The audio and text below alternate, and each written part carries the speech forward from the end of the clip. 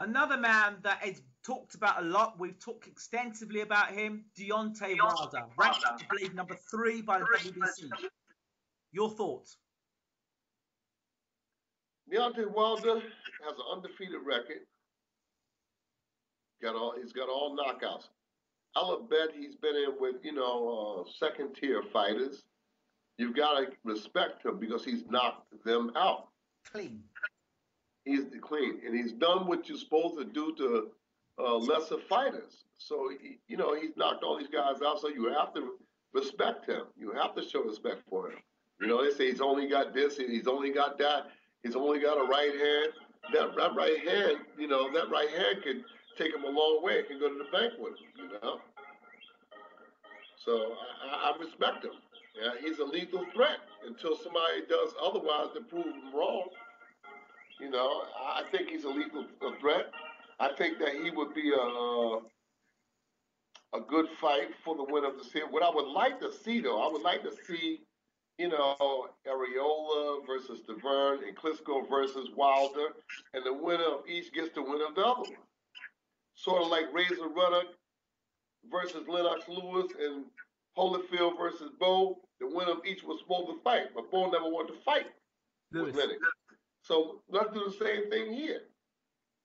Let's put Deontay Wilder with Vladimir Klitschko, and the winner of DeVerne Areola becomes the mandatory for the winner of Klitschko Wilder.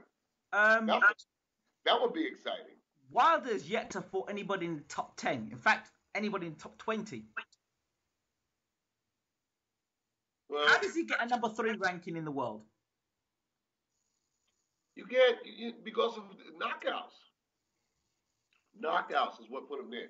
If you look back in history, who did Tim Witherspoon fight to get the shot at Larry Holmes?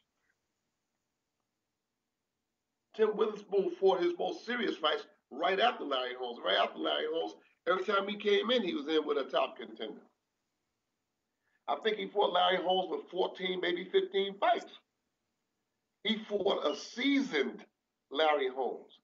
Tim was really a green youngster with no amateur background. And he fought a seasoned Larry Holmes, and look what he was able to do. So you can't, you really can't gauge it on that. You've got to look at what do they bring to the fight. What are they like mentally, the enthusiasm that they bring. Because Tim came to that fight and put up a very good fight for somebody with 13, 14 fights. He took Larry pushed him to the break. And Larry got out of there by the skin of his chinny chin chin. So I won't dismiss him because he hasn't really fought anybody, He's got that punching power that makes him a dangerous, dangerous threat to anybody in the division until somebody proves otherwise. Or somebody hits him back on the chin. Yeah, that's what I'm talking about. And then what happens? But you know, because obviously you've seen him in training, you've seen him up close. So you know what he's about. Yeah. Yeah. So it's only my thinking is if you don't have a good anatomy, because no trainer can teach a boxer how to take a punch.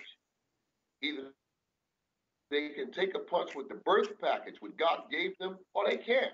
And if you can't take a punch, my suggestion is that you get a good defensive trainer to show you how to protect yourself from having to prove that.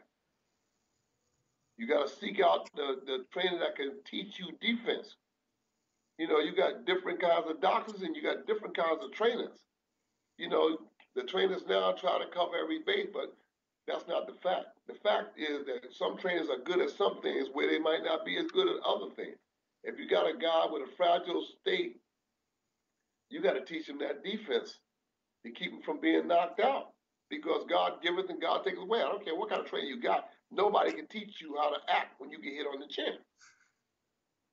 I've been in there and I've been hit on the chin. I'm telling you, it's an amazing thing. If you can get up and continue in a fight after being hit on the chin, that says something for yourself. It says something for yourself, I think the times that I've been knocked down in a ring and when I got up, I didn't really know where I was. I didn't really realize what was happening. I think adrenaline.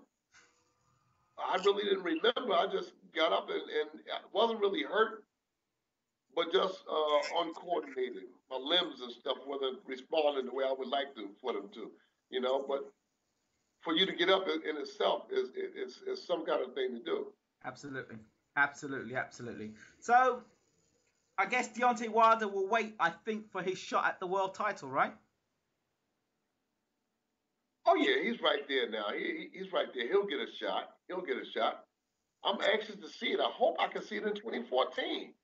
Jeez, these guys take so long. I mean, it takes so long to come and fight. Come on, let's fight. You fighters, let's fight, man. You know what I'm saying? It takes so long. 2014, Deontay Wilder should be challenging for the heavyweight championship of the world. On the subject of let's have a fight, Tyson Fury. He's been calling Vladimir out, and he's given up on calling Vladimir out because he believes Vladimir doesn't want to fight him, and the fight won't happen. He says he's calling out Vladimir. Vladimir says he's calling him out. I don't know what the politics is. All I want to do is see a fight. You know, they've offered Fury's camp a couple times to fight with Vladimir. They said, oh, Tyson is not ready. He's not ready. Then you got Deontay out there. Why don't Tyson fight Deontay? I want them to put these guys together. Everybody's going a different way, fighting obscure fighters, and you got a few guys that's in the top that won't fight each other. Well, I believe they try to get the Fury Wilder fight on, but according to, after I heard from Peter Fury, Sky Sports, the broadcast in the UK, didn't think it made sense, and they didn't want it as pay-per-view. They weren't interested in a pay-per-view event. Sky Sports didn't think that Tyson Fury and Deontay Wilder would make sense. No, but Deontay Wilder himself and his man, not Golden Boy, Deontay Wilder and Tyson Fury wanted the fight. But Golden Boy and obviously pay-per-view, they didn't want it. They didn't think it was... And to me, that don't make no sense because... The pay-per-view, the people that's running the pay-per-view of Sky Sports, they need to fire the guy. They need to fire the guy who's making the matches. He should be going to today. Give him his hat and coat and let him go. He don't know. What is he talking about? That's an intriguing battle. Of course it is. And he's somebody, it didn't make sense. He need to get his hat and coat and go somewhere else. He don't know what he's doing.